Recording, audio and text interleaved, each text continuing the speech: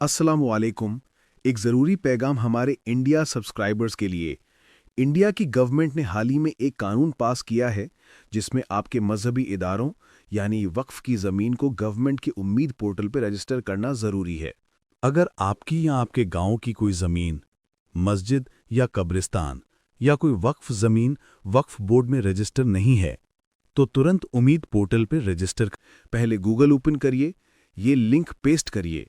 Portal खुलते ही new registration पर click करिए। लिंक आपको डिस्क्रिप्शन में मिल जाएगी। वहां आपको फॉर्म नजर आएगा। Name, middle name, sir name, education और सारी डिटेल्स भर दीजिए। सब फिल करने के बाद सबमिट पर क्लिक करना है। उसके बाद फॉर्म ओपन होगा, उस पर अपनी प्रॉपर्टी डिटेल्स फिल करिए। खुदा के नाम पर वक्फ ज़मीन को रजिस्टर कराना अपना फ़र्ज़ है। अभी रजिस्टर करें, और अगर कुछ ना समझ में आए तो नीचे कमेंट कर दें। इंशाअल्लाह आपकी मदद के लिए हम पूरी कोशिश करेंगे।